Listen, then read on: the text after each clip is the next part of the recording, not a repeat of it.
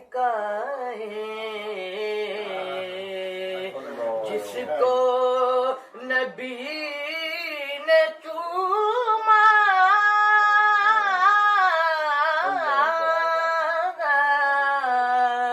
اس پر چھری چلائے کتنے وہ سنگ دل تھے کتنے وہ سنگ دل تھے خنجر چلانے والے کتنے وہ سنگ دل تھے خنجر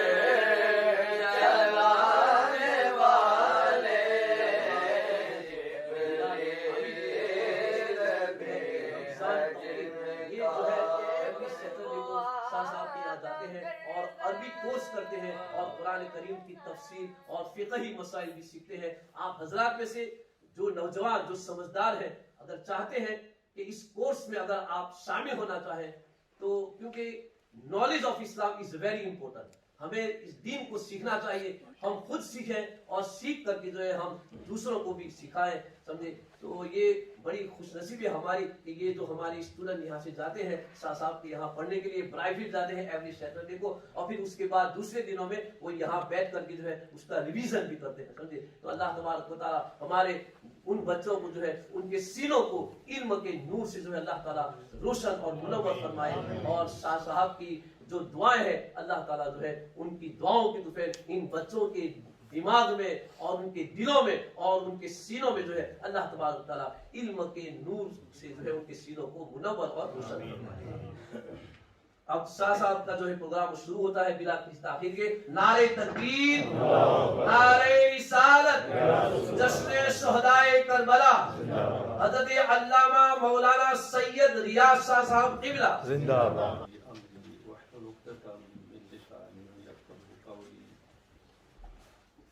نحمده ونصلي ونسلم على رسوله الكريم وعلى آله وأصحابه وأولياء ملته أجمعين. سبحان اللہ. أما بعد فأعوذ بالله من الشيطان الرجيم. بسم الله الرحمن الرحيم. ولا تقولوا لمن يقتل في سبيل الله أموات بل أحياء ولكن لا تشعرون. صدق الله العظيم. إن الله وملائكته يصلون على النبي يا أيها الذين آمنوا صلوا عليه وسلموا تسليما. اللهم صل على وعلى آلك وأصحابك يا حبيب الله. اللہ جل مجدہ کی حمد و ثنا اور اس کے پیارے رسول صلی اللہ علیہ وسلم کی بارگاہ میں ہدیہ صلاۃ و سلام عرض کرنے کے بعد سب سے پہلے میں سادات کرام اور علماء کرام سے معذرت خواہ ہوں کہ میں اونچی جگہ بیٹھا ہوں. جب تک کھڑے ہو کر تقریر کرنا ممکن رہا تب تک میری ہمیشہ کوشش یہی رہی ہے کہ علماء کرام کی موجودگی میں کرسی پہ بیٹھ کے تقریر نہ کی جائے.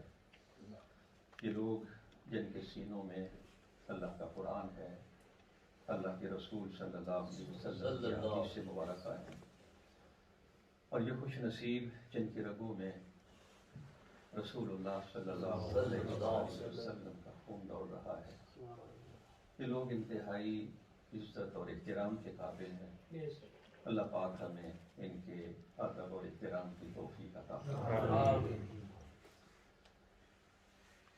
اس معذرت کو پیش کرنے کے بعد میں امید کرتا ہوں کہ علماء کرام، سادات کرام مجھے معذور سمجھیں گے اور میرا یہاں کرسی پہ بیٹھنا اس کو گستاخی پہ معمول نہیں کیا جائے گا۔ کچھ عرض کرنے سے پہلے ایک اور بات عرض کرنا انتہائی ضروری ہے۔ محرم الحرام کے پروگرام اور بالخصوص شہادت کا بیان، اسے بیان کرنے کے 3 مختلف انداز ہیں۔ ایک انداز ہے جب کوئی مقرر تقریر کے لیے بیٹھتا ہے، اس کے ذہن میں سوچ یہ ہوتی ہے کہ میں نے لوگوں کو رلانا ہے۔ اب وہ پوری کوشش کرے گا یزیدی لوگوں کے ظلم کو بیان کرنے کی، اور وہ واقعے کو کچھ ایسا رنگ دینے کی کوشش کرے گا کہ لوگ رونے پر مجبور ہو جائیں۔ دوسرا انداز یہ ہے کہ تقریر کرنے والا اسٹیج پہ بیٹھتا ہے یہ سوچ لے کر کہ وہ جذبے، وہ عزم، وہ صبر، وہ جواں مردی جو امام عالی مقام اور آپ کے ساتھی جس کا مظاہرہ فرما رہے تھے، میں نے اپنے سننے والوں کے دلوں میں وہی جذبے پیدا کرنے ہیں۔ اس کا انداز تھوڑا سا مختلف ہوگا۔ وہ صرف ظلم کو بیان نہیں کرے گا، بلکہ وہ چن چن کے اس واقعے سے وہ چیزیں لے گا جو ہمیں یہ بتائیں گی کہ جب ظلم اپنی انتہا کو پہنچا تو اس وقت سیدنا امام علی مقام اور آپ کے ساتھی کس صبر، کس حوصلے اور کس عزم کے ساتھ اس کا مقابلہ کر رہے تھے۔ ایک تیسرا انداز ہے، اور وہ ہے ایک لیکچرر، ایک استاد اپنے کلاس روم میں تاریخی معلومات بڑے سادہ سے انداز میں اپنے طالب علموں کو سمجھانے کی کوشش کرتا ہے۔ اسے اس بات سے غرض نہیں ہوتی کہ لوگوں کے چہروں پر کوئی مسکراہٹ آتی ہے یا نہیں آتی، لوگ محظوظ ہوتے ہیں یا نہیں ہوتے، لوگ کو نعرہ لگاتے ہیں یا نہیں لگاتے، اسے اس بات سے کوئی غرض نہیں ہوتی۔ وہ اپنے ذہن میں ایک سوچ لے کے بیٹھتا ہے کہ آج میں نے اس واقعے کے بارے میں جو ٹھوس قسم کے حقائق ہیں بڑے سادہ سے انداز میں وہ لوگوں کو سمجھانے ہیں۔ میں جب دیکھتا ہوں کہ ہمارے پاس الحمدللہ ہم بڑے امیر ہیں اس اعتبار سے کہ اہل سنت کی صفوں میں ایسے مقررین کی کوئی کمی نہیں ہے جو گفتگو کرتے ہیں تو دلوں کے اندر نئے ولولے جوان ہو جاتے ہیں۔ اس طرح کے مقررین کی کمی بھی نہیں جو گفتگو کرتے ہیں تو آنکھوں میں آنسو آ جاتے ہیں، بلکہ بعض اوقات ایسا بھی ہوتا ہے کہ انسان یوں محسوس کرتا ہے جیسے صبر کا دامن ہاتھ سے چھوٹ رہا ہے۔ لیکن وہ جو ایک استاد والا انداز ہے وہ اختیار کرنے والے احباب مجھے بہت کم نظر آ رہے ہیں۔ اس لیے ایک عرصے سے میری سوچ کچھ اس طرح کی بن گئی کہ جب بھی کسی محفل میں جانا ہو، اس بات کی پرواہ کیے بغیر کہ لوگ نعرہ لگاتے ہیں یا نہیں لگاتے، لوگ پسند کرتے ہیں یا نہیں کرتے، لوگ سبحان اللہ کرتے ہیں یا نہیں کرتے، مجھے کچھ لوگوں کو ان کے پاس جو علم کے کچھ موتی ہیں، جو کچھ حقائق ہیں، وہ لوگوں تک پہنچانے ہیں۔ اور اس سوچ کے پیچھے ایک وجہ دراصل یہ بھی ہے کہ میں نے 1976 میں پڑھانا شروع کیا۔ پرائمری اسکولوں میں پڑھایا، گورنمنٹ کے سیکنڈری اسکولز میں انگلش ٹیچر کی حیثیت سے کام کیا، پھر اس کے بعد گورنمنٹ کے کالج میں بطور لیکچرر کم از کم 6 سال پاکستان میں پڑھاتا رہا۔ اور اب بھی صورتحال یہ ہے کہ جب سے یہاں ہوں تو زندگی کلاس روم میں ہی گزر رہی ہے۔ شاید آپ کے علم میں ہوگا کہ اس وقت مفکر اسلام حضرت علامہ قمر عثمان قاسمی متحد العالی جس مسجد میں آپ خطیب ہیں، اس مسجد کے سامنے ایک بلڈنگ ہے، وہاں ایک اسلامی کالج چل رہا ہے جسے مانچسٹر مسلم کالج کا نام دیا گیا ہے. اور مجھے اس سے پہلے یہ کالج اولڈم میں تھا. آج سے تقریباً 4-5 سال پہلے کی بات ہے. تو وہاں 5 سال کا درس نظامی کا نصاب تھا. جب یہ کالج آخری سال میں پہنچا اور انہیں ضرورت محسوس ہوئی آخری سال میں دورہ حدیث کی اسباق پڑھانے کے لیے کوئی ایسا بندہ جو انگلش میں بچوں کو پڑھا سکے، تو یہ سعادت اللہ پاک نے میرے نصیب میں لکھی. اور اس وقت سے آج تک الحمدللہ یہ تدریس کا سلسلہ چل رہا ہے.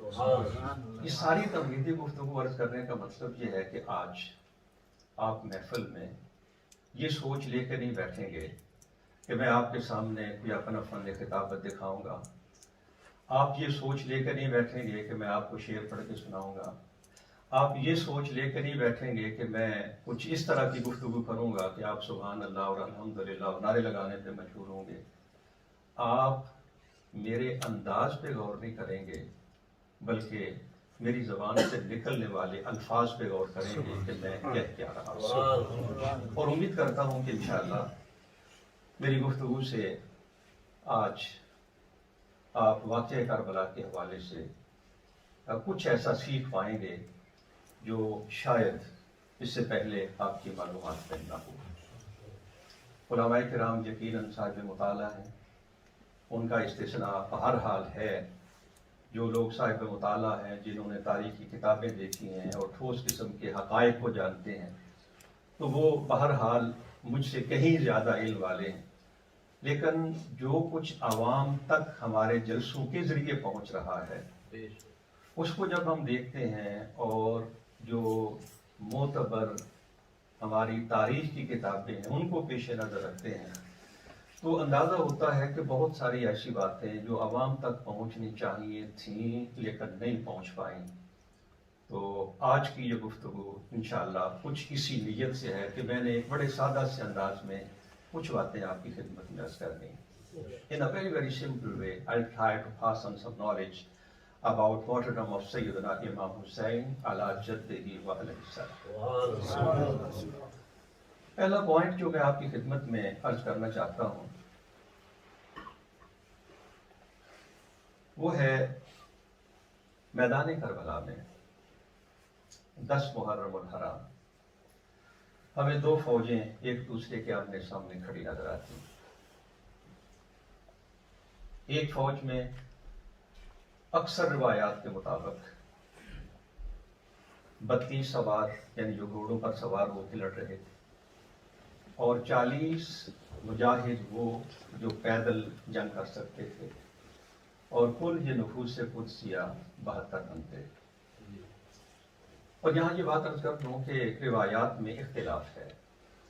بعض روایات میں امام عالی مقام کے ساتھ جو افراد ہیں ان کی تعداد 145 بھی بیان کی گئی.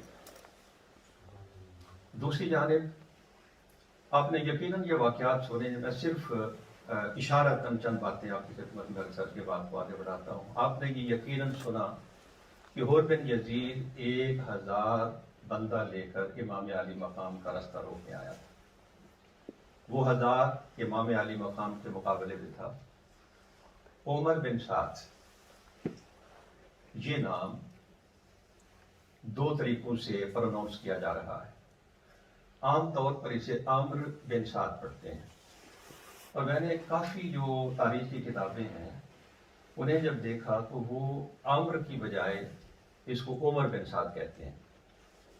اور یہ عمر بن سعد یا عامر بن سعد جو بھی یعنی اس اختنام کے اختلاف پر میں اتنا زیادہ زور نہیں دینا چاہتا، لیکن اتنی بات ضرور ہے کہ اکثر جو معتبر ہماری تاریخی کتابیں ہیں وہ اسے عامر بن سعد کی بجائے عمر بن سعد کہتے ہیں. یعنی commander of Yazidi army at Karbala his name is Umar bin Saad bin Abi Waqqas. اور بڑی حیرت ہوگی آپ کو کہ سعد بن ابی وقاص 10 مبشرہ میں سے ان 10 صحابہ میں سے جن کے نام لے کر ہمارے پیارے آقا صلی اللہ علیہ وسلم نے جنت کی بشارت by mentioning their names our beloved Prophet sallallahu alaihi wasallam gave them glad tidings of Jannah. رشتے میں ان کے والد سعد بن ابی وقاص کے جو والد ہیں وہ ہمارے پیارے آقا صلی اللہ علیہ وآلہ وسلم کی والدہ کے کزن لگتے ہیں. رشتہ بھی بڑا قریب کا ہے, اتنا دور کا رشتہ نہیں. اور یہ عمر بن سعد ایک جلیل القدر صحابی کا بیٹا ہونے کے باوجود صرف دنیا کے لالچ میں اندھا ہو کر امام عالی مقام کے خلاف لڑنے پہ آمادہ ہوا.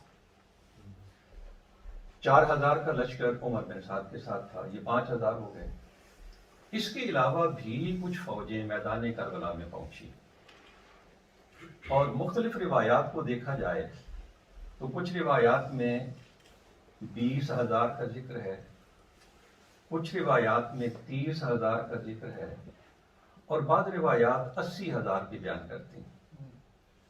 جب سیدنا امام علی مقام سائڈ there are only 72, اور اگر زیادہ سے زیادہ نمبر آپ لیں تو 145, اور دوسری طرف at least 5,000, and then some other soldiers are coming in the battlefield of Karbala, and their number is at least 20,000 or 30,000, and some say it is 80,000.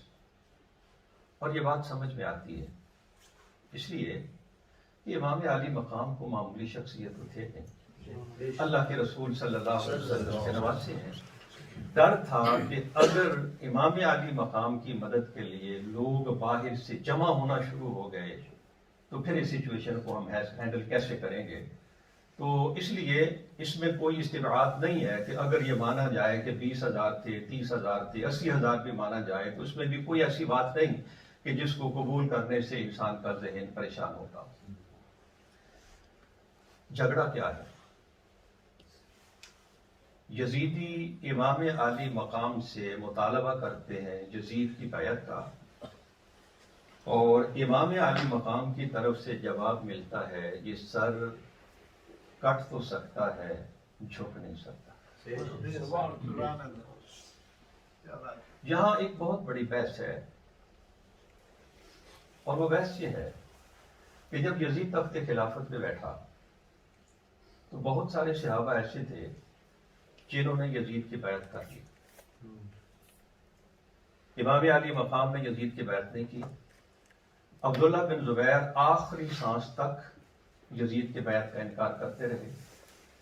واقعہ کربلا کے بعد مدینہ منورہ کے لوگوں نے, مکہ مکرمہ کے لوگوں نے, اور بعض دوسرے شہروں کے لوگوں نے یزید کی بیعت توڑی بھی, لیکن جب یزید تخت خلافت پہ بیٹھا تو اس وقت یزید کی بیعت کر لی گئی.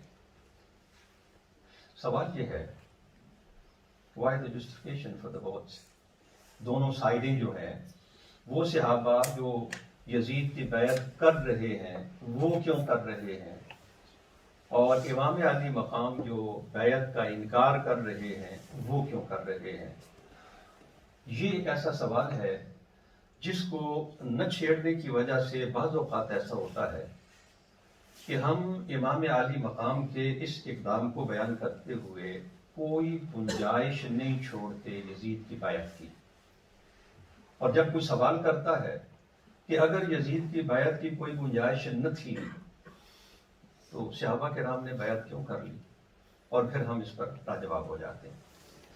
اس سلسلہ میں آپ کو صحیح مسلم شریف سے 2-3 حدیثیں سنانا چاہتا ہوں, اور امید کرتا ہوں کہ یہ مسئلہ بالکل واضح ہو جائے گا.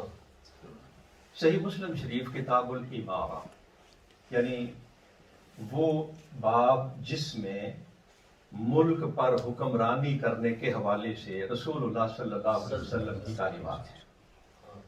اس کتاب الامارت میں رسول اللہ صلی اللہ علیہ وآلہ وسلم کے جو فرامین ہیں ان میں حضرت عبادہ بن الصامت رضی اللہ تعالی عنہ وہ فرماتے ہیں بایعنا رسول اللہ صلی اللہ علیہ وآلہ وسلم علی السمع والطاعة فی العسر والیسر والمنشط والمکرہ وعلی اثرة علینا وعلی الا ننازع الامر اہلہ وَعَلَىٰ أَن نَّقُولَ بِالْحَقِّ أَيْنَمَا كُنَّا لَا نَخَافُ فِي اللَّهِ لَوْمَةَ لَائِمٍ۔ فرمایا رسول اللہ صلی اللہ علیہ وسلم نے ہم سے بیعت لی۔ یہ بیعت کا لفظ جب ہم بولتے ہیں تو اس کو بھی بچے کم از کم سمجھ لیں کہ جب ہم کہتے ہیں کہ امام علی مقام نے یزید کی بیعت نہیں کی تو اس کا مطلب یہ ہے کہ سیدنا امام علی مقام didn't accept Yazid as leader of the Muslims۔ یعنی بیعت کرنے کا مطلب صاف لفظوں میں یہ ہے کسی کو مسلمانوں کا حکمران مان لینا، اور امام علی مقام نے اسے نہیں مانا۔ تو جب مان لیا کسی کو اور وعدہ کر لیا اس کے ساتھ، زمانے میں رواج یہ تھا کہ جب کوئی بندہ مسلمانوں کا لیڈر بنتا تھا تو لوگ آتے اور اس کے ہاتھ میں ہاتھ دے کر اس کے ساتھ پرومس کرتے کہ ہم تمہارے خلاف نہیں جائیں گے، we will obey your commands۔ تو یہ جو طریقہ تھا وعدہ کرنے کا، اس کو بیعت کا نام دیتے ہیں۔ تو نبی کریم صلی اللہ علیہ وسلم نے مختلف مقامات پر اپنے صحابہ سے بیعت لی۔ صحابہ نے نبی کریم صلی اللہ علیہ وسلم کے ہاتھوں میں ہاتھ دے کر کچھ وعدے کیے۔ وہ وعدے جو نبی کریم صلی اللہ علیہ وسلم نے اپنے صحابہ سے لیے، ان میں سے ایک وعدہ یہ تھا۔ حضرت عبادہ بن صامت فرماتے ہیں نبی کریم صلی اللہ علیہ وسلم نے ہم سے یہ وعدہ لیا کہ تم جب کسی لیڈر کی اطاعت کر لو تو اس کی بات کو سننا بھی اور اس کی بات پر عمل بھی کرنا، سختی میں آسانی میں، تم اس کے احکامات کو پسند کرو یا نہ کرو، اس کے حکم کے خلاف ورزی نہ کرنا، اور جب کوئی حکمران بن جائے تو اس کے خلاف کوئی تحریک شروع نہ کرنا، اور اس کے ساتھ ساتھ ارشاد فرمایا کہ حق بات کہتے رہنا جہاں بھی کہیں ہم ہوں، اور اس سلسلہ میں کسی بھی بلیم کرنے والے کے بلیم کی پرواہ نہ کریں۔ اگلی حدیث جو ہے وہ بھی عبادہ بن صامت رضی اللہ تعالی عنہ سے ہے، اور اس میں تھوڑی سی بات اور ارشاد فرمائی گئی کہ رسول اللہ صلی اللہ علیہ وسلم نے ارشاد فرمایا کہ ہم سے جو بیعت لی، اس بیعت میں آپ نے یہ وعدہ لیا کہ جب کوئی حکمران بن جائے تو اس کے خلاف کوئی تحریک شروع نہ کرنا، الا ان تروا کفرا بواحا، الا یہ کہ تم مجھ سے کوئی کھلا کفر دیکھو تو پھر جا کر، یعنی جب تک تمہارا حکمران فاسق ہے، فسق و فجور میں مبتلا ہے، تب تک اس کے خلاف تحریک شروع نہ کرنا، لیکن اگر اس سے کوئی کھلا کفر دیکھو تو پھر اس کے خلاف تحریک شروع کی جا سکتی ہے۔ اگلی حدیث مبارکہ جو اسی سے نبی کریم صلی اللہ علیہ وآلہ وسلم نے اس حدیث مبارکہ میں جو ارشاد فرمایا میرے بعد تم مختلف امیر دیکھو گے، ان کی کچھ باتیں تمہیں اچھی لگیں گی، کچھ باتیں بری بھی لگیں گی۔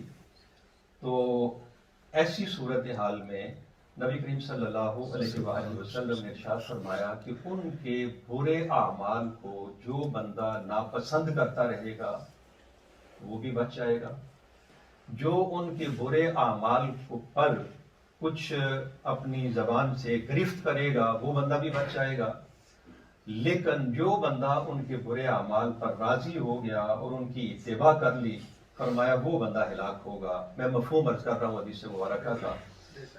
اور نبی کریم صلی اللہ علیہ وآلہ وسلم کی ایک حدیث مبارکہ میں صحابہ کرام نے پوچھا یا رسول اللہ صلی اللہ علیہ وسلم اگر ایسی صورتحال پیدا ہو جائے کہ حکمران جو ہے وہ ہم پہ ظلم کرنا شروع کر لیں، ہمارے حق ہمیں نہ دیں، تو ایسی صورت میں ہم کیا کریں؟ تو نبی علیہ السلام نے ارشاد فرمایا تؤدون الحق الذی علیکم وتسألون اللہ الذی لکم، جو تمہارے اوپر واجب ہے وہ تم پورا کرو گے، اور تمہارا حق اگر حکمران تمہیں نہیں دیتے تو تم اپنا حق اپنے اللہ سے مانگ لو گے، اللہ سے سوال کر لو گے۔ مقصد یہ ہے کہ نبی کریم صلی اللہ علیہ وسلم نے جو ارشادات فرمائے اس میں یہ تلقین فرمائی گئی کہ حکمران ظالم بھی ہوں تو ان کے خلاف تحریک شروع کرنے سے گریز کیا جائے۔ یہ تھی وہ بات جو صحابہ کرام رضوان اللہ علیہ مجمعین کے سامنے تھی۔ اور ان حدیث مبارکہ میں آپ نے ایک لفظ سنا الا ان تروا کفرا بواحا. عام صحابہ کرام یہ سمجھتے تھے کہ یزید فاسق و فاجر ہے، اس کا فسق اور فجور ظاہر ہے، لیکن کفر کی حد تک نہیں. یہاں میں یہ بات عرض کر دوں کہ یزید پر جو کفر کا فتویٰ ہے یہ اس وقت نہیں جب یزید تخت پہ بیٹھا. جب سانحہ کربلا ہوا اور خاندان رسول صلی اللہ علیہ وسلم کی حرمت کو پامال کیا گیا، جب مدینہ منورہ کی حرمت کو پامال کیا گیا، جب مکہ مکرمہ کی حرمت کو پامال کیا گیا، تو پھر یزید پر کفر کا فتویٰ لگا ہے. اس سے پہلے جب یزید خلیفہ بنا اس وقت کا یزید جو ہے اس پر زیادہ سے زیادہ فاسق ہونے کا فتویٰ ہے، کافر ہونے کا فتویٰ ہے. تو عام صحابہ کرام نے اس کو لیا، کفر کو لیا، یعنی اوپن ڈسبیلیف. اگر کوئی بندہ اوپنلی دین اسلام کے احکامات جو ہیں ان سے انحراف کرنا شروع کر دیتا ہے اور کفر کی حد تک چلا جاتا ہے تو پھر اس کے خلاف تحریک شروع کی جائے. صحابہ کرام رضوان اللہ علیہ مجمعین کا جو موقف سامنے آتا ہے وہ یہ، ان لوگوں نے ایک چیز یہ دیکھی کہ یزید فاسق ہے، اس میں کوئی شک نہیں، لیکن کفر کی حد تک نہیں. اور دوسری چیز یہ دیکھی کہ یزید ایک طاقتور بادشاہ ہے، بنو امیہ کی ساری ہمدردیاں اس کے ساتھ ہیں. اگر ہم یزید کے خلاف تحریک شروع کرتے ہیں تو اس کا نتیجہ یہ ہوگا کہ مسلمانوں کا خون بہے گا اور ہم یزید کو تخت سے ہٹا نہیں سکیں گے. اور جب ہم یزید کو تخت سے ہٹا نہیں پائیں گے نتیجہ یہ نکلے گا کہ مسلمان جب آپس میں لڑیں گے تو اس کا سارا فائدہ غیر مسلم لوگوں کو پہنچے گا. لہٰذا اللہ کے رسول صلی اللہ علیہ وسلم کے فرمان کو پیش نظر رکھتے ہوئے یزید کے جو برے اعمال ہیں ان پر گرفت کی جائے، اس پر پریشر ڈالنے کی کوشش کی جائے کہ وہ برے اعمال نہ کرے، لیکن اس کی بیعت سے انکار نہ کیا جائے. یہ تھا موقف عام صحابہ کرام رضوان اللہ علیہ مجمعین کا. امام عالی مقام، یہ جو لفظ ہے نا کفر، اس کو جب آپ قرآن مجید میں نبی کریم صلی اللہ علیہ وسلم کی احادیث میں تلاش کریں گے تو کفر کا ایک معنی ہے ٹو ڈسبیلیو، انکار کر دینا دین اسلام کا، to be out of circle of Islam. اور یہ لفظ حدیث مبارکہ میں بڑے بڑے گناہوں کے لیے بھی استعمال ہوا ہے. مثال کے طور پر ایک حدیث پاک میں ہے سباب المسلم فسوق وقتالہ کفر، کسی مسلمان کو گالی دینا فسق ہے اور اس کے ساتھ قتال کرنا کفر ہے. لیکن ائمہ میں سے، علماء میں سے کوئی بھی کسی ایسے بندے کو آؤٹ آف سرکل آف اسلام نہیں کہتا جو کسی مسلمان کے ساتھ لڑے. تو یہاں لفظ تو کفر کا استعمال ہوا، لیکن اس عمل کی برائی کو بیان کرنے کے لیے رسول اللہ صلی اللہ علیہ وسلم نے جو کفر کا لفظ بولا، یعنی یہ عمل اتنا برا ہے کہ جتنا کفر برا ہو سکتا ہے اتنا برا عمل ہے. امام عالی مقام، آپ کا جو موقف ہمارے سامنے آتا ہے وہ یہ کہ آپ اس کفر کو جو اس حدیث سے مبارکہ میں بیان کیا گیا ہے، آپ اس کو ٹو ڈسبیلیو کے معنی میں نہیں لیتے، to commit crimes up to the level of کفر، یعنی اس طرح کے کرائمز کا ارتکاب کرنا جو انسان کو کفر کے قریب لے جاتے ہیں. امام عالی مقام اس کو اس سینس میں لیتے ہیں، اور امام عالی مقام یہ سمجھتے ہیں کہ یزید کا فسق اور یزید کا فجور اس حد تک ہے کہ اللہ کے رسول صلی اللہ علیہ وسلم کا جو فرمان ہے جس میں آپ نے یہ ارشاد فرمایا الا ان تروا کفرا بواحا، اس حدیث کو پیش نظر رکھتے ہوئے پوری گنجائش موجود ہے کہ یزید کے خلاف اقدام کیا جائے. اس کو آپ ایک اور انداز سے لے سکتے ہیں، اور وہ یہ کہ جب مشکل صورتحال بن جائے کسی مسلمان کے لیے تو دین اسلام لوگوں کی ہمت کو پیش نظر رکھتے ہوئے دو راہیں آپ کو عطا کرتا ہے. ایک راہ ہے جسے رخصت کی راہ کہتے ہیں، اور ایک راہ ہے جسے عزیمت کی راہ کہتے ہیں. مثال کے طور پر ایک مسلمان کو کافر لوگوں نے پکڑ لیا، اسے دھمکی دی، تھریٹ کیا، اور تھریٹ ہے اسے قتل کر دینے کا یا اس کا کوئی عضو توڑ دینے کا. کافر لوگوں نے مسلمان کو پکڑ لیا اور اسے تھریٹ کیا کہ if you don't say anything which is kufr to say, we will kill you, or any part of your body will be cut off. اس مشکل صورتحال میں to save his life, is that person allowed to say something which is kufr to say? جب اس سوال پر آپ غور کریں گے تو قرآن مجید ہمیں جو ضابطہ دیتا ہے وہ یہ: اگر تمہارا دل مطمئن ہو، دل کے اندر ایمان میں کسی قسم کا کوئی خلل پیدا نہ ہو، تو صرف اپنی جان بچانے کے لیے کلمہ کفر اپنی زبان سے نکال سکتے ہو. یہ ہے رخصت کی راہ. اور عزیمت کی راہ، جان جاتی ہے تو جائے. اور یہ زبان جس نے لا الہ الا اللہ محمد رسول اللہ پڑھا، اب اس زبان سے کوئی کلمہ کفر نہیں نکل سکتا. فائنلی جو ہمیں بات سمجھ میں آتی ہے وہ یہ کہ دوسرے صحابہ نے رخصت کی راہ کو لیا ہے اور امام علی مقام نے عزیمت کی راہ. اور یہ امام علی مقام کا احسان ہے، صرف مسلم امہ پہ نہیں بلکہ پوری انسانیت پر سیدنا امام علی مقام کا یہ احسان ہے. جب بھی کبھی اس دنیا میں کہیں بھی کوئی انقلابی تحریک اٹھتی ہے تو وہ سیدنا امام علی مقام کے اس اقدام کو اپنے سامنے رکھ کر امام علی مقام کے اس طرز عمل سے رہنمائی حاصل کرتی ہے. اور اسی لیے کسی شاعر نے یہ بڑی خوبصورت بات کہی تھی. اس نے کہا کہ کیا صرف مسلمان کے پیارے ہیں حسین، چرخ نوع بشر کے تارے ہیں حسین. انسان کو بیدار تو ہو لینے دو، ہر قوم پکارے گی ہمارے یہاں. تو ایک بات جو شروع میں نے عرض کرنے کی کوشش کی، یہ ہمیشہ پیش نظر رکھیں کہ صحابہ کرام رضوان اللہ علیہ مجمعین نے اس وقت جو یزید کی بیعت کی، there is some justification in light of ahadith of the Holy Prophet صلی اللہ علیہ وسلم for them as well. اب آگے چلتے ہیں.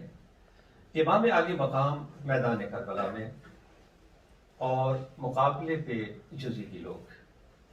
یہ جنگ کیسے ہوئی؟ بچپن سے جب میں سنتا تھا نا کہ امام علی مقام سے ایک جانثار اجازت لیتا ہے، وہ میدان جنگ میں جاتا ہے، یہ اکیلا اور یزیدی سارے کے سارے، اور وہ جا کے لڑتا ہے. جب شہید ہو جاتا ہے اس کے لاشے کو اٹھا کے خیمے کے پاس رکھ دیتے ہیں. پھر ایک اور جانثار آتا ہے، امام مجھے اجازت دیجیے، پھر وہ چلا جاتا ہے. From Imam side only one person and from Yazidi side the whole army. تو میں جب یہ سنتا نا مختلف لوگوں سے اس طرح کی باتیں، تو کم از کم میری سمجھ میں یہ نہیں آتا تھا کہ یہ what is the way of fighting, which type of battle it is، کیا ہے یہ. تو میری سمجھ میں کم از کم یہ بات نہیں آتی تھی کہ یہ کیسے ممکن ہے کہ امام علی مقام خیمے میں بیٹھے رہے، آپ کا بیٹا آپ سے اجازت لے کے باہر جائے لڑنے کے لیے اور باہر نکل کے دیکھے بھی نہ کہ میرے بیٹے کے ساتھ کیا ہو رہا ہے.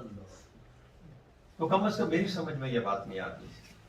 پھر جب حدیث تاریخ کی کتابوں کو دیکھا تو پھر سمجھ آئی کہ اصل پکچر کچھ اور ہے.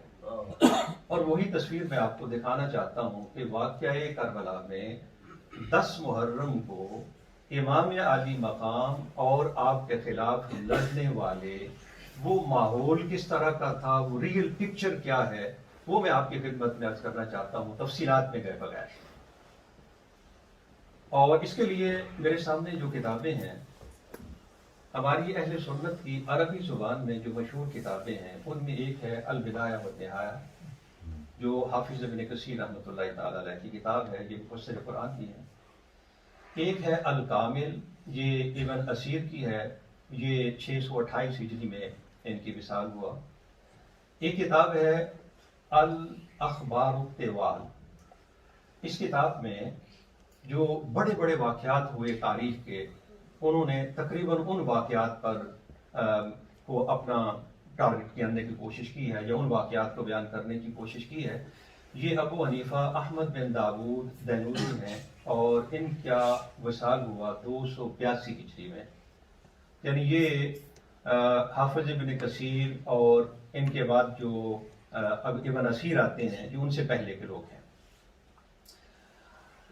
ایک اور کتاب مقاتل الطالبین، اس میں جناب ابو طالب آپ کی اولاد میں سے جن جن لوگوں کو شہید کیا گیا ہے، خواہ زہر دے کے شہید کیا گیا، خواہ انہیں میدان جنگ میں شہید کیا گیا، تو جن جن لوگوں کو شہید کیا گیا ہے اس کتاب میں ان لوگوں کا تذکرہ ہے، اور اس میں سیدنا امام عالی مقام کی شہادت کو بھی لیا گیا ہے، اور امام عالی مقام کے ساتھ جو دوسرے شہید ہوئے ان کا تذکرہ بھی کیا گیا ہے۔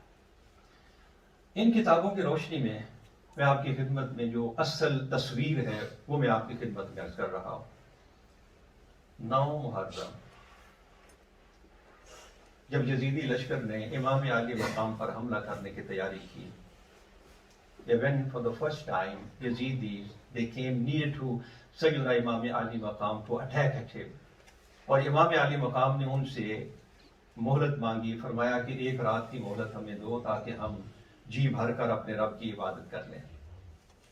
اس رات جہاں امام عالی مقام نے اللہ کی عبادت میں، استغفار میں، اللہ کے ذکر میں اس رات کو بسر کیا ہے، جہاں آپ نے اپنے ساتھیوں کو یہ اجازت دی کہ تم مجھے چھوڑ کے چلے جاؤ، ان لوگوں کا مقصد تو صرف میرے ساتھ ہے، لیکن کوئی بھی جانے کے لیے تیار نہیں ہوا، وہاں نیکسٹ ڈے جو فائٹ ہے اس کے لیے جو تیاری آپ نے کی وہ یہ تھی، آپ نے حکم دیا کہ خیمے ایک دوسرے کے قریب کر کے ان کی رسیاں ایک دوسرے میں داخل کر دو، اور ہمارے پیچھے 3 طرف سے جو خیمے ہیں وہ ہماری بیک سائڈ کو کور کر لیں، یعنی on the right side, on the left side, on the back side, tents of people of حضرت امام عالی مقام ایٹ کربلا، ان کو ایک دوسرے کے ساتھ رسیاں ایک دوسرے میں ڈال کے تو اس کو ایک شیلڈ بنا لیا گیا تاکہ دشمن پیچھے سے حملہ نہ کر سکے،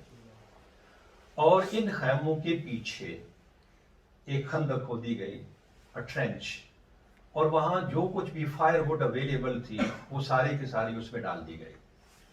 اور جب آپ کوئی بھی تاریخی کتاب پڑھیں گے نا تو اس میں یہ چیزیں آپ کو مل جائیں گی۔ تو اس ٹرینچ کو فائر وڈ کے ساتھ بھر دیا گیا کہ in case if the enemy tries to attack it or from behind, so we will kindle fire into it and we will be able to save ourselves from any attack from the right side, from the left side or from back side. اب دشمنوں کے پاس رہ جائے گا صرف ایک رستہ سامنے والا، they will try to attack at us and we will be able to defend ourselves. یہ تھی حکمت عملی جو امام عالی مقام نے رات کو اختیار فرمائی۔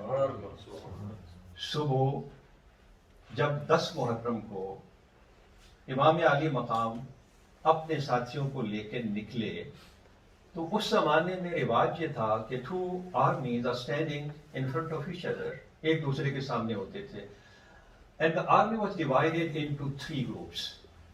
اور جب آپ اسلامی جنگوں کو پڑھیں گے نا تو سم ٹائمز جو آرمی ہے اس کو 5 حصوں میں تقسیم کیا جاتا تھا، تو کم از کم 3 حصے ہوتے تھے، ایک ہوتا تھا درمیان والا سینٹر، ایک تھا رائٹ ونگ اور ایک ہے left wing, and it is up to the commander when he points toward the right wing to attack or he asks the left wing to attack at the enemy۔ یزیدی فوج نے بھی اپنی فوج کو 3 حصوں میں تقسیم کیا، ایک تھا ان کا میمنہ، ایک تھا میسرہ اور ایک تھا قلب۔ اس کو آپ اپنی زبان میں یوں کہہ سکتے ہیں کہ ایک تھا رائٹ ونگ، ایک تھا لیفٹ ونگ اور ایک تھا سینٹر آف دا آرمی۔ اور امام عالی مقام کے جو ساتھی ہیں آپ نے بھی اپنے ساتھیوں کو 3 حصوں میں تقسیم کیا ہے، رائٹ ونگ، لیفٹ ونگ اور درمیان میں امام عالی مقام بھی تشریف فرمایا۔ جنگ کا اصول یہ تھا اس زمانے میں کہ پہلے انفرادی مقابلے ہوتے تھے، انڈیویجول کمبیٹس، ایک آدمی، کوئی پہلوان، کوئی بریو پرسن وہ نکلتا ایک لشکر سے اور وہ پکارتا ہے کوئی جو میرا مقابلہ کرے گا، دوسری طرف سے کوئی بندہ آتا، یہ 2-4 انفرادی مقابلے ہوتے اور پھر اس کے بعد عام جنگ شروع ہو جاتی۔ یہی کچھ یہاں بھی ہوا، یزید کی طرف سے 2 بندے نکلے، امام عالی مقام کی طرف سے ایک بندہ نکلا ان دونوں کا مقابلہ کرنے کے لیے، اور اس سے پہلے امام عالی مقام نے اتمام حجت کے لیے میدان کربلا میں خود عالی مقام کے ساتھیوں میں کوئی بندہ ایسا موجود رہا ہے جو لڑ سکتا ہے تب تک امام عالی مقام کے خاندان کے کسی بندے کی شہادت نہیں ہوئی۔ خاندان کے لوگوں کی شہادتوں کا سلسلہ شروع ہوا ہے اس وقت جب جانثاروں نے اپنی جانثاری کا حق ادا کیا ہے، اور پھر اس کے بعد اور یہاں ایک دو باتیں میرے ذہن میں اور آ رہی ہیں۔ سیدنا علی الاکبر، آپ کی جو والدہ ہیں یہ یزید کی پھوپھی کی بیٹی ہے۔ سیدنا علی الاکبر کی والدہ یزید کی پھوپھی کی بیٹی۔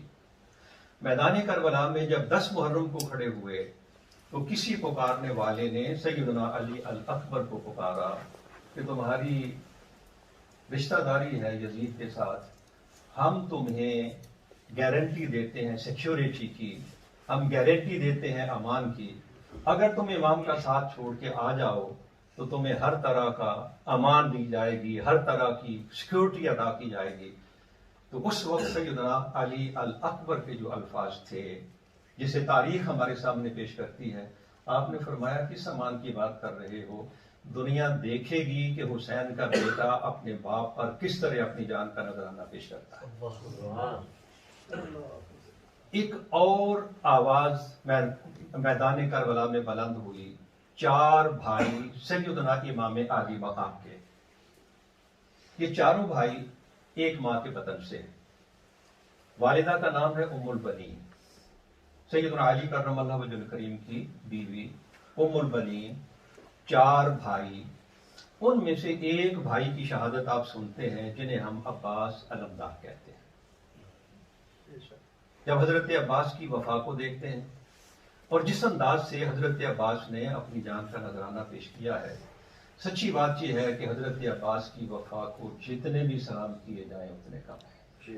حق ادا کیا ہے آپ نے وفا سے، لیکن افسوس اس بات کا ہوتا ہے کہ حضرت عباس کی شہادت تو نام لے کے پڑھ لی، آپ کے جو دوسرے 3 بھائی امام عالی مقام پر کربلا کے میدان میں بھوکے پیاسے رہ کر اپنی جانوں کا نذرانہ پیش کرتے ہیں، ان کو نام لینا بھی گوارا نہیں کرتے۔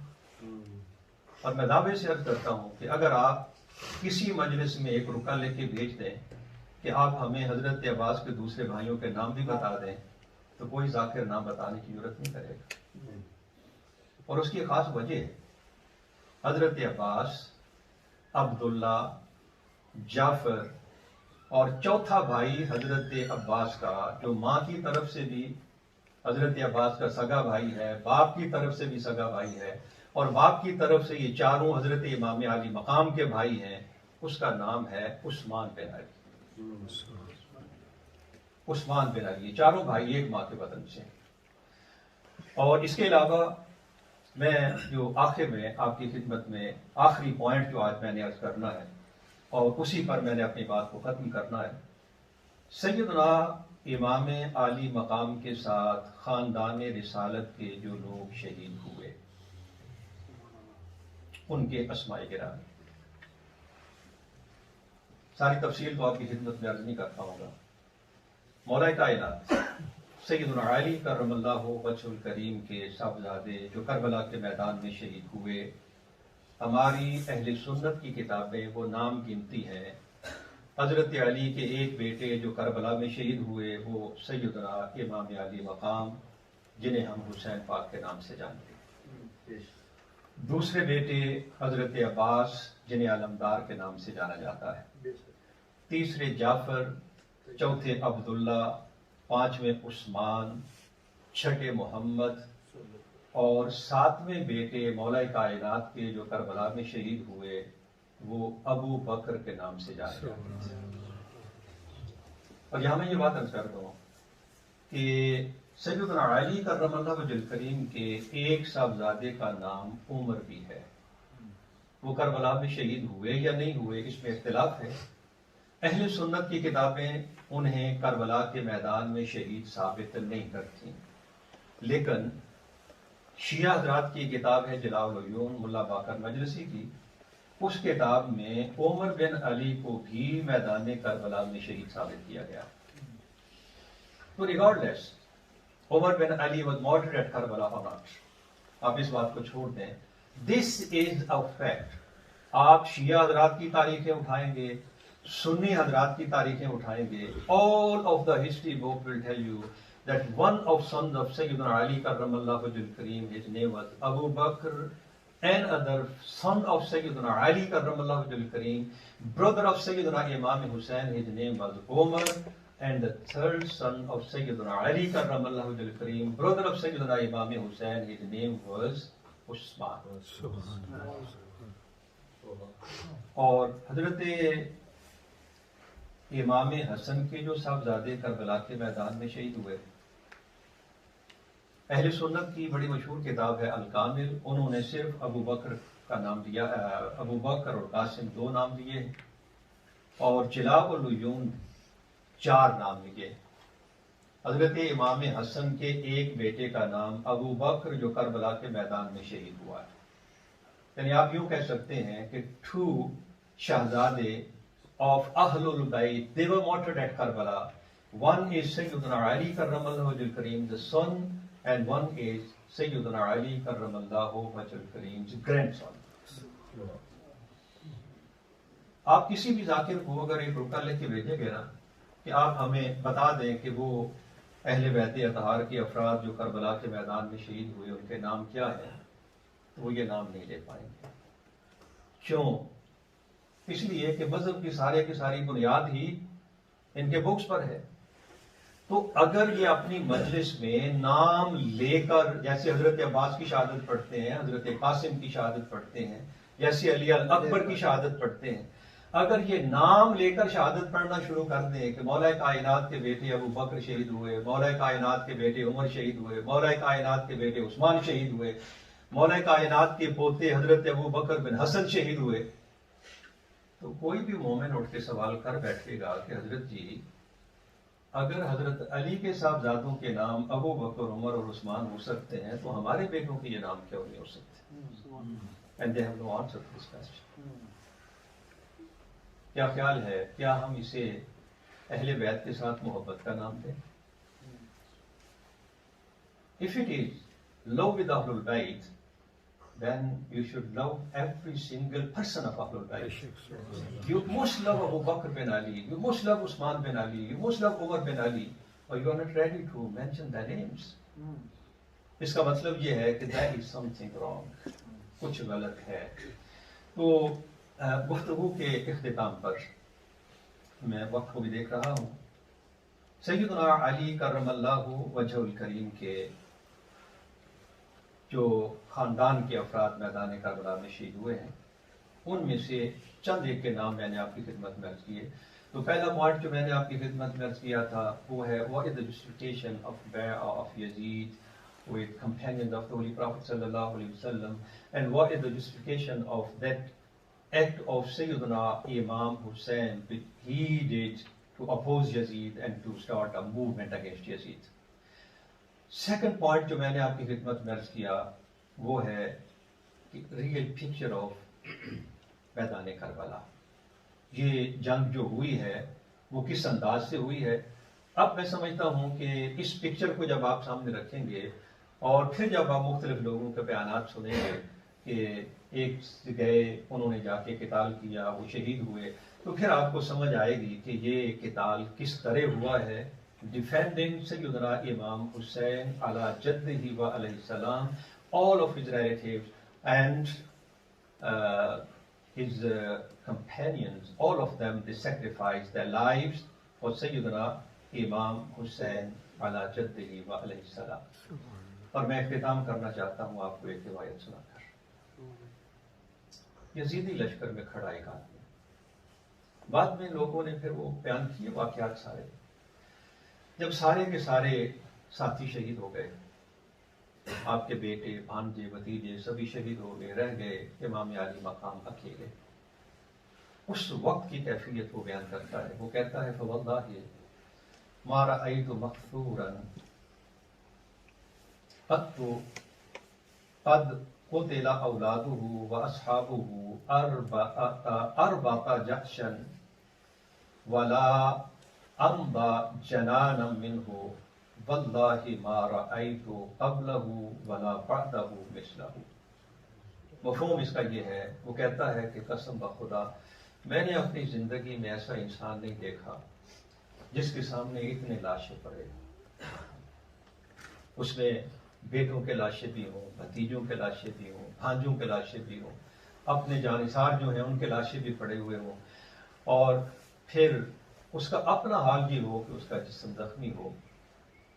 تو اس حال میں بھی اس جرأت اور جوانمردی کے ساتھ لڑتا ہوا انسان میں نے اپنی زندگی میں نہیں دیکھا جس طرح سیدنا امام حسین اس وقت جنگ فرما رہے تھے. جس طرف آپ جاتے سارے کے سارے یزیدی لوگ یوں بھاگتے جیسے بھیڑ بکریاں کسی شیر کو دیکھ کر بھاگتی.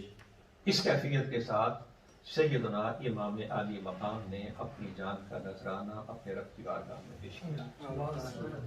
اور ایک بات آخری، آپ نے کچھ روایات میں یہ بھی سنا ہوگا کہ یہ امام عالی مقام نے فرمایا مجھے شام لے چلو اور میں یزید کی بیعت کرنے کے لیے تیار ہوں. کچھ اس طرح کی بکواس بازی بھی بعض لوگ کرتے ہیں. اصل حقیقت یہ ہے کہ جن روایات میں یہ کہا گیا کہ آپ نے فرمایا مجھے یزید کے پاس جانے دو، اس میں صرف اتنا سا ذکر آپ کو ملے گا کہ مجھے یزید کے پاس جانے دو، میں اس کے ساتھ اپنا معاملہ نمٹا لیتا ہوں. آگے کچھ لوگوں نے اپنی طرف سے ایک اضافہ کر دیا کہ میں اس کی بیعت کے لیے تیار ہوں. اور آپ کے جان نثاروں میں ایک نام ہے عقبہ بن سمعہ. یہ آپ کی ایک زوجہ مطہرہ کے غلام تھے، اور غلام اس زمانے میں گھر کے بندے ہی تصور کیے جاتے تھے.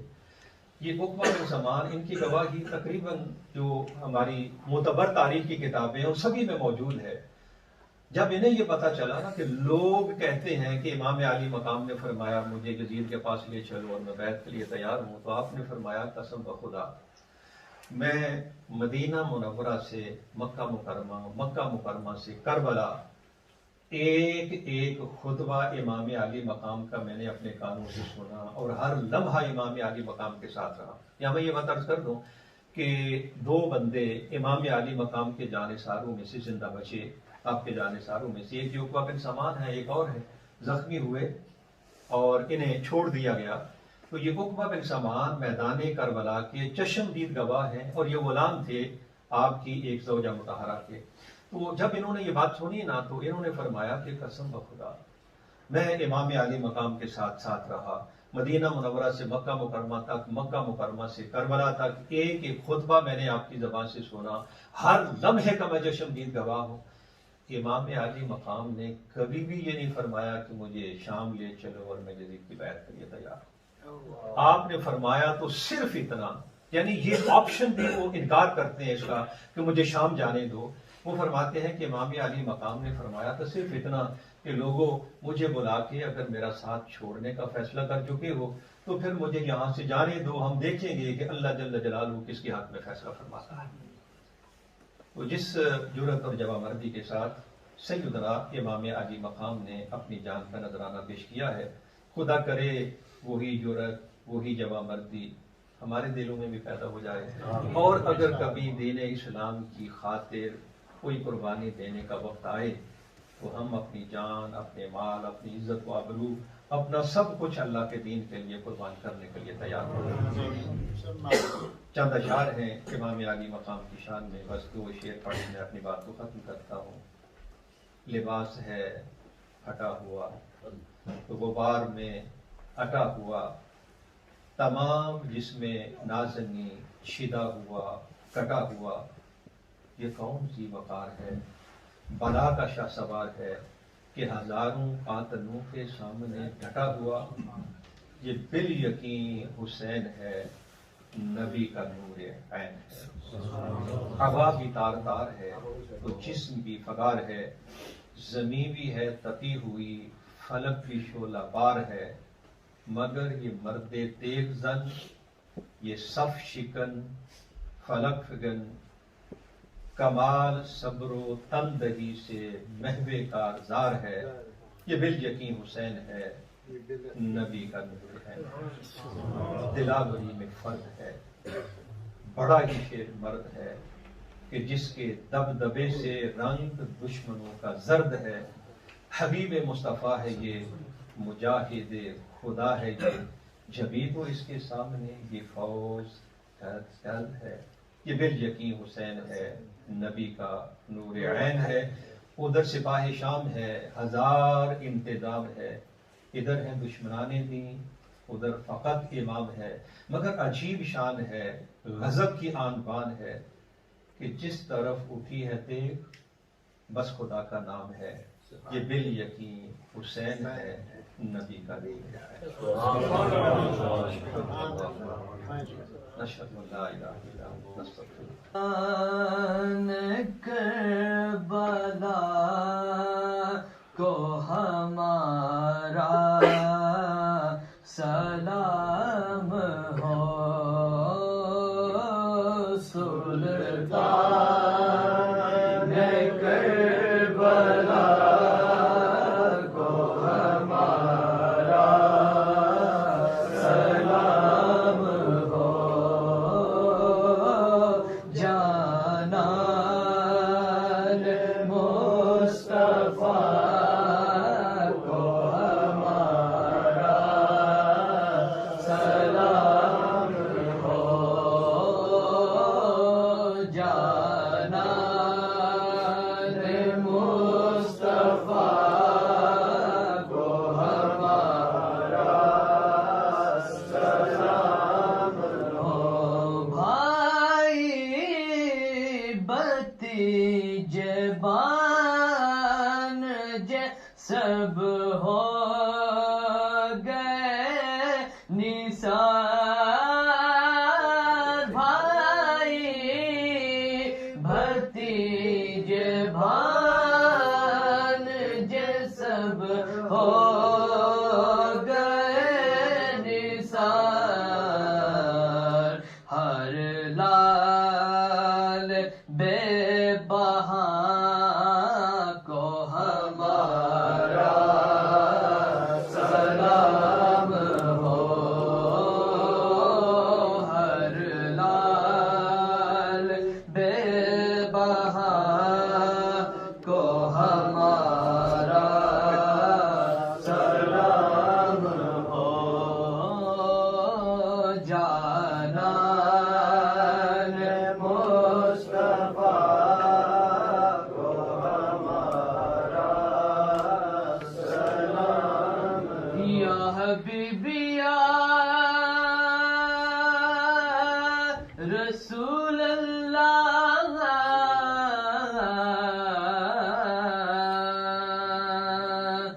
واسطہ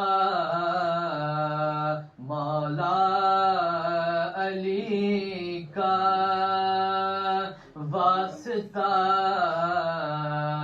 غوث جلی کا، واسطہ ہند الولی کا، واسطہ ہند الولی کا، واسطہ ہند الولی کا، واسطہ مہر علی کا، یا نبی سلام علیکہ، یا رسول سلام علیکہ، یا حبیب سلام علیکہ۔ ٹائم ہو گیا ہے، روزہ آپ افطار کرنا چاہیں تو کر سکتے ہیں، گھروں کے اندر اسلامی بہنیں بھی افطار کر سکتی ہے، اذان ہوگی ابھی دعا کے بعد۔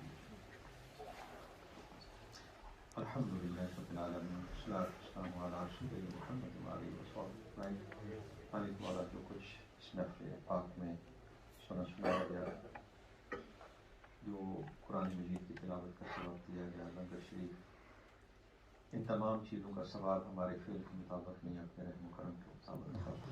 اللہ تعالیٰ کے ثواب اپنے پیارے محبوب صلی اللہ علیہ وسلم اور آپ کے صدقے سارے انبیاء، سارے اولیاء، جمیع مومنین والمومنات والمسلمین والمسلمات، ہمارے پیارے آقا صلی اللہ علیہ وسلم کی آل پاک صحابہ کرام تابعین تبع تابعین شہداء بدر شہداء احد شہداء کربلا جميع شہداء اسلام بالخصوص اللہ پاک جن مرحومین کے ایصال ثواب کے لیے آج کی یہ محفل مبارکہ سجائی گئی ہے، شہداء کرب و بلا کی ارواح کی خدمت میں یہ ثواب کا نذرانہ پیش فرما کر الہی ان کے توسل سے ان مرحومین کو اس کا ثواب پہنچاتا کی تمام منازل کو آسان فرما، یا اللہ ان کی قبروں کو طاقت دینے کا وسعت و خوشحال کیا تھا، قبروں کو روشن و منور فرما، قیامت کے میدان میں اپنے پیارے حبیب صلی اللہ علیہ وسلم کی شفاعت نصیب فرما۔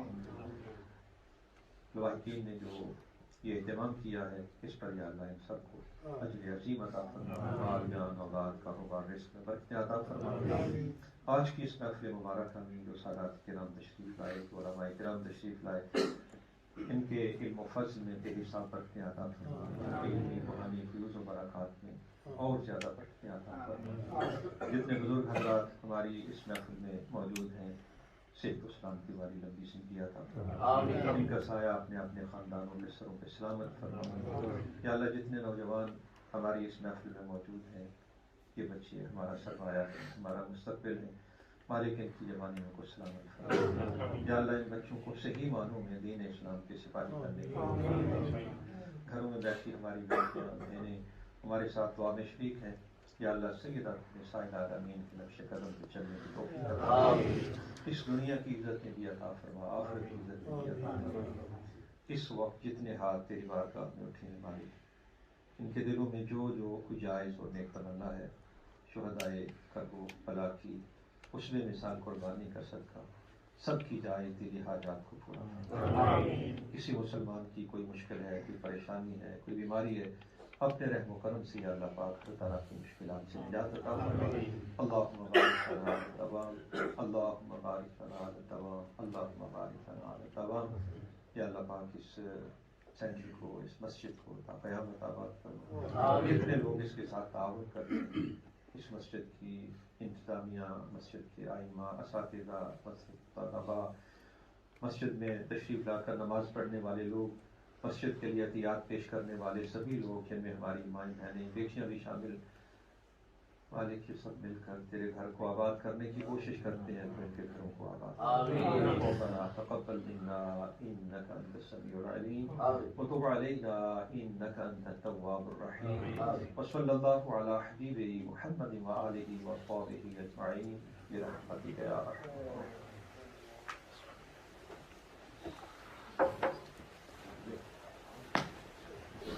صلی اللہ علیہ نبی الأمی وآلہ صلی اللہ علیہ وسلم، صلاة و سلام